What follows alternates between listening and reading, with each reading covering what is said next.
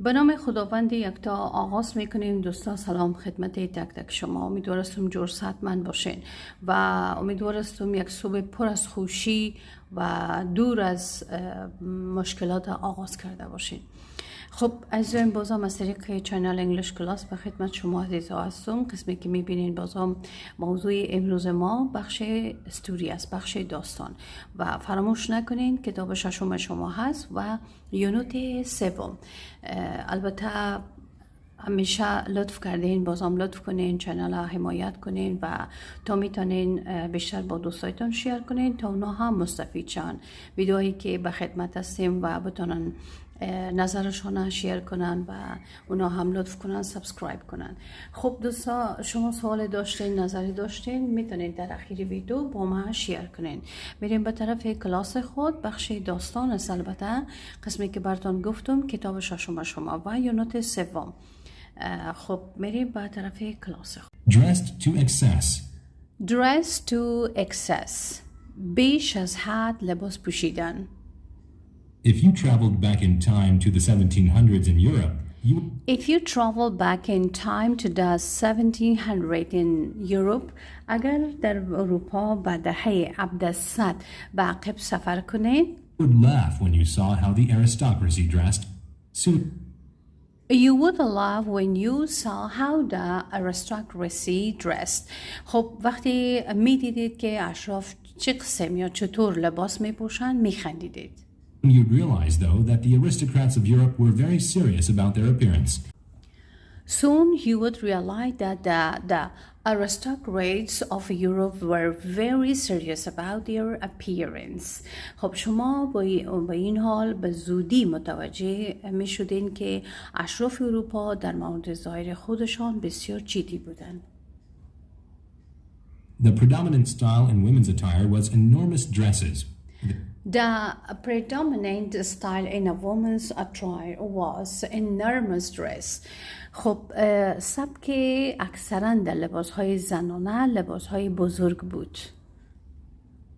They were often 3 times larger than the wearer. They were often 3 times larger than they were. خب اینه 3 برابر، اونها اکثرا 3 برابر بزرگتر از پوشیدن بودن. Ladies even used pads to enlarge the appearance of their hips and shoulders. Ladies even used pads to enlarge the appearance of their abs and shoulders. خب اینجا اکثرا یعنی خانم ها حتی اعظمی پدها یا لایه هایی که برای بزرگ کردن ظاهر باطن و شانه هایشان بود اینا استفاده میکردن. یعنی در لباس هایشان در شانه ها و در قسمتی که باطنشان بود لایه یا پدها استفاده میکردن که شانه و باطنشان بزرگتر نشان بده. On the other hand, the aristocratic women made their waists appear extremely thin. On the other extreme, the aristocratic women made their waist appear extremely thin. و از سوی دیگر زنان اشراف کمر خودشان بسیار نازک نشان میدادند. It took several maids stretching fabric and pulling straps in order to get a lady's waist to the proper thinness. It took several maids stretching fabric and pulling strap in order to get a lady's waist to the proper thinness.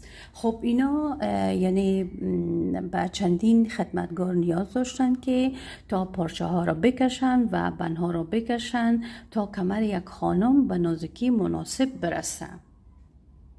These ladies could barely breathe and often fainted. Okay, these ladies could barely breathe and often fainted. و اینا اقسم خانما اینا بسیار با مشکل یا با سختی میتونستن که نفس بکشن و اکثرا اینا ضعف میکردن. Also a craze, yet this too was done in excess. Pale skin was also a craze, yet this too was done in excess. خب امی پست رنگ پریدن نیز یک دیوانگی بود، اما این کار نیز بیش از حد انجام می شد. One could not simply be pale. One could not simply be pale. یعنی خب از حد انجام یعنی بیش از حد انجام می شد و آدم نمی تونست که به سادگی رنگ پریده باشه. Instead, she needed to look as if she had anemia. She needed to look as if she had anemia. خب اینا یعنی در عوض او باید طوری به نظر می رسید که گویی کمخونی داره. یعنی قسم معلوم می شد که انیمیا خودش کمخونی است. اینا قسم به نظر می رسیدن که کمخونی دارن. In order to look paler, ladies actually cut themselves daily so they would به خاطر که خانم‌ها رنگ پریده به نظر برسن در واقع روزانه خودشان هم می‌تراشیدن و به می خاطر اینا خونریزی می‌کردن. The hairstyles, however, were the hallmark of women's fashion. The hairstyles, however, were the hallmark of a woman's fashions. و با این حال مدل موی نشانه و یا مد زنانه بود. یعنی مدل مویشون زنانه بود. مد زنانه بود. These stood a meter high on the ladies' heads. meter high on a ladies' heads. و اینا 1 متر روی سر خانم‌ها ایستاده بودن. The columns of hair were a ridiculous tangle of wigs, jewels, flowers, and even stuffed birds. The columns of hair were a ridiculous tangle of wings, jewels, flowers, and even stuffed birds. و خب ستون‌های مو مجموعاً از مو یعنی بسیار مسخره بود، از کلاه‌ها، جواهرات، گل‌ها و حتی پرندگان پر شده بودند. Men's fashion was similarly absurd. Men's fashion was similarly absurd. و مد مردانه نیز به همین ترتیب یعنی پوچ و یک مد احمقانه بود. Today it would probably seem very feminine. Today it would probably seem very feminine. و امروز احتمالاً بسیار زنانه به نظر می رسند. Reputable men wore wigs of long curly hair. Reputable men were wings of a long curly hair. خب و همچنان مردان معتبر کلاه‌های گیسوهایی با موهای یعنی بسیار زیاد بلند می پوشیدند. Their shoes had large soles or high heels so that they could walk high above the filth on the streets. Okay.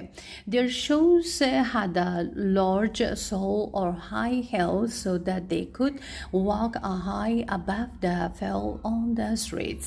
و همچنان کفشایی که اینا یعنی با می پوشیدن با پا می کردن بسیار بزرگ بود با امو کوری های بلند داشت که اینا میتونستن بالای کثافت هایی که در خیابان بود راحت راه برن.